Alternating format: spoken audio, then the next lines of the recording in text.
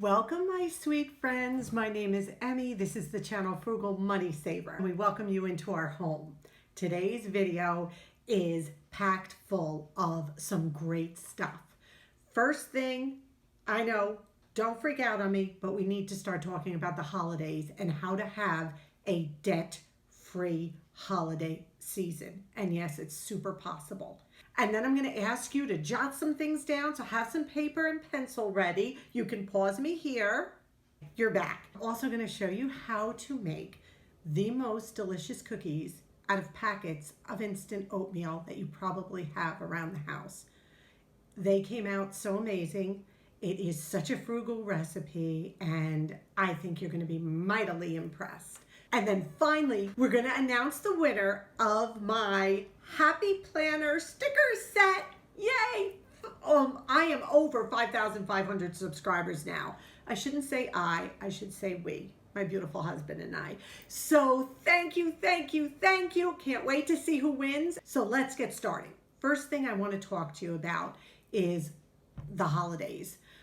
We are literally now in October, so we have, what do we have? 2 months till Thanksgiving. We have 3 months till Christmas.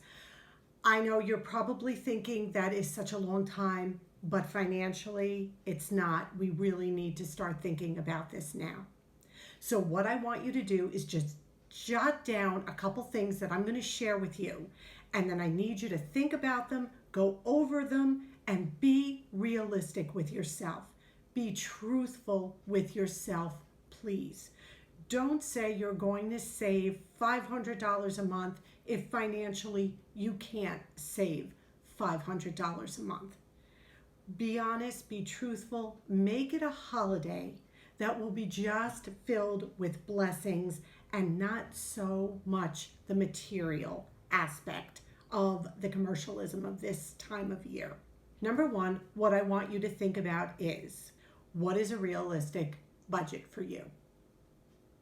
What is it? If it's realistically $10 a week, then $10 a week. If you think that maybe you can cut something out, maybe eating out once a week, and you can add another 20 to that or another 30 to that, great.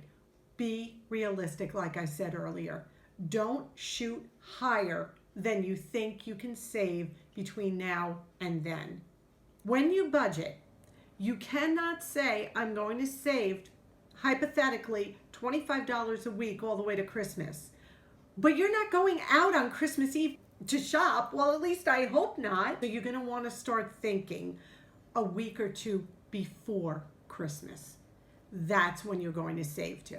That's why I'm trying to get this out to you now, so we can really start thinking about it. So the second item I want you to write down is Thanksgiving. Are you hosting Thanksgiving? If you are, what I need you to do is start setting up a list of what you will be making. Oh, Emmy, it's 2 months away. Trust me, if you do this now, when these items that you need for your celebration dinner go on sale, you will be ready to buy them and not have to pay full price. So are you hosting? If you are not hosting and you're going somewhere else, what are you bringing? And it doesn't matter if there's 2 people or I don't even know how many you're allowed to have indoors. Each state is so different with social distancing and all that. So we are going to do what is allowed and legal in your state. I know that sounds funny, but it's the truth. So let's say you're having 10 people to your home. You need to realistically think the budget for 10 people. If there's 2 of you, then you need to realistically think of a budget for 2. Then you need to start your menu. You need to write down what you're thinking of making, how much of it you need, and the recipes you're going to be using. Because don't forget, recipes include butter, sugar, things like that that you don't always think of. But when they go on sale, grab them, put them away for the holiday season. That's Thanksgiving.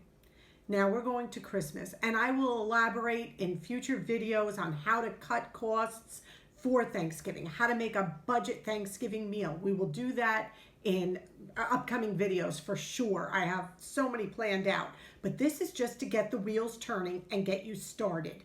We want a debt-free holiday and how we're going to accomplish that. And then what I want you to do is start a list. Whom do you need to give gifts to? Now, did you hear what I said? Need to give gifts to. I think first thing, look over who you need to give these gifts to. Are there people that you can possibly, without offending, maybe cut back a little bit? Are you giving to third and fourth cousins? Are you giving to people you see rarely out of obligation because you've been doing it for years? Well, sometimes if you sit with them honestly and talk, they may want to be out of this gift-giving fiasco too. Or just set a limit. That's another $5 limit. $5 limit. Be creative. You have no idea how much you can buy for $5, honestly, or what you could make for $5. So you need to set up who you are giving gifts to, how much you are going to allot for each person. You need to also sit as a family, husband, wife, partners, children. Be realistic again. We're trying to keep within a certain budget. What would we want to do to spend money on more so than possibly gifts? Use it that way. Think outside the box of how you can stretch the dollars that you're going to be saving between now and then. Also, talk to your family, your immediate family, about expectations. What is everyone expecting from these holidays? These are different times. I know here in New York, we're not running out to stores and things like that. We're still kind of calm. We're still trying to ease back into everything. So realistically, talk to your family about it.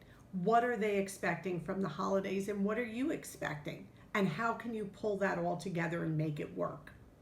Start thinking about items that you can make yourself. If you are a baker, if you are a woodworker, you crochet, you knit, whatever it is, include those items in your budget for presents.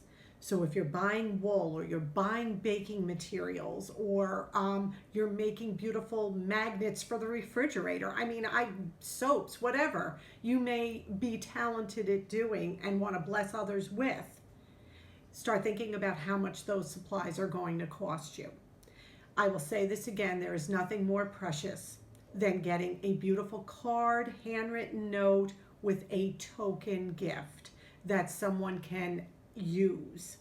And honestly, I think we're in such different times now. These type of gestures will be so appreciated. Instead of physical gifts, can you help someone in a certain way? Do you have an elderly relative that maybe needs floors washed or something? It sounds old-fashioned, but that's okay. What we're trying to do is bless others, realize the meaning of this whole season is about togetherness and love and goodwill. And we need to focus on that instead of the monetary gifts that our society has said we need to give to prove our love. That is not true. You know it. If you have watched my channel for any length of time, you know that is not what we are about. And I bet 99.9% of you are not about that either. It's about the goodwill and love we can show others. You may want to downsize the Christmas tree you buy this year. Save money that way. If you have an artificial tree that you put up every year, do you really need a new one? Or is that one still good enough? Do you really need more decorations? Do you really need more lights? Let's think of ways we can scale down, but still have the joyous, festive, celebratory holiday that we are all looking so forward to. So these are just a couple tips to get you started. I hope you took some notes. What we want to do is have a debt-free holiday season. We want to come out in January being like, wow, that was a blessing. We still have money in our pockets, our credit cards are not smoking, and those around us feel blessed and loved. So, I hope that was encouraging. I hope this is just to get you started. We're going to have all kinds of holiday videos coming up. And we're going to not just focus on that. There will be normal videos in between, hauls and budget tips and cooking and all that. So please know that. But I want you guys to come out on the other side of this feeling blessed, feeling like you have blessed others, and triumphant, really triumphant. So now, let's get to this amazing cookie recipe that uses packs of instant oatmeal. I know, blew my mind. Amazing, amazing. I'm not kidding. Frugal, fun, and really festive for any time of year. Let's go. I always say use up what you have, zero food waste. And I have a box of instant oatmeal that we have not even opened, and I do not want to have it expire. So what I'm going to do is I'm going to make some cookies out of it. And they are going to be maple and brown sugar raisin oatmeal cookies. So this sounds so much fun. I'm excited to try it with you. What a great money saver. So the first thing I'm going to do is take a stick of butter, which is a half a cup. And I am going to put it in and I'm going to cream it. This has only got a couple ingredients and I'm so excited to see how this is going to work. So hold on. So the butter is creamed, and now to this, I'm going to add a tablespoon of milk and 1 egg. What's so fun about this is even if you have different packets of oatmeal, let's say you have apple and you have brown sugar cinnamon or whatever your flavors, cranberry, you can do whatever. I just don't want it to go bad. We had bought it when the whole shelter in place had gone on, and I just don't want to waste it. I've got a 1/4 cup of brown sugar I'm adding, and just a drop of vanilla extract. Ooh, just for a little extra flavor. Now I'm going to cream this. To the cream mixture, I'm going to add 1 cup of all-purpose flour, 1 teaspoon of baking powder, a 1/2 teaspoon of baking soda, and now I'm going to add 6 packs brown maple sugar oatmeal packs. Now, the original recipe that I will link down below called for a lot more sugar than the 1/4 cup I put in.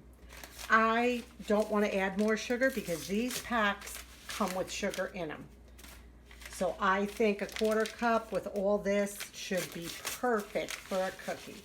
So I'm going to put 6 packs in. That is all there is to it. And I'm also going to add a 1/2 cup of raisins. Now I'm going to gently mix this all together.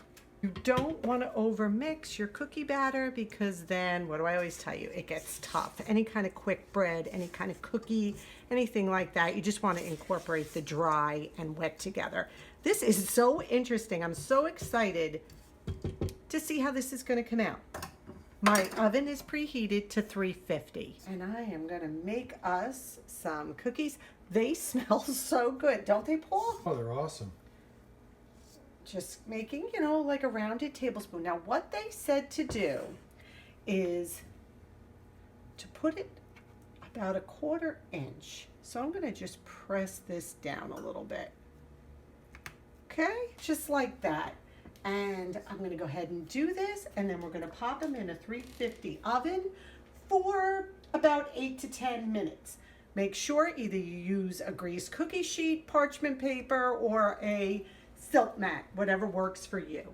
These baked for about 11 minutes. It said 8 to 10, but I left mine in a little bit longer. This is my second tray. They came out beautifully, as you can see over here. I let this stay in just a little bit longer, and you can see I browned around the edges a little bit more than the first batch. So anywhere from 8 to 11 minutes, keep an eye on it. Now, I just brushed my teeth, so I am going to have Paul try one of these, and we will let you know. But talk about a simple, easy easy recipe. Get it, get it. Talk about a wonderfully simple, easy recipe. Use up what you have. Zero food waste. These are very good. Delicious. Let me try another one. We wish you bon appetit.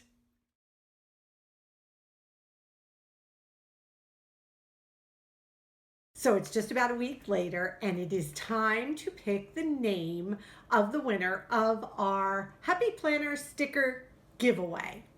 These are the 3 items you're going to be winning. 876 Happy Planner stickers of all the seasons, holidays. Then you've got 24 journaling stickers. These are super cute. They lift up and you can write in them. So that's super cute. And then 104 little sticky notes. So I think this is just such a great little gift. I want to thank everyone who entered and all the kind comments we got. The comments were just amazing.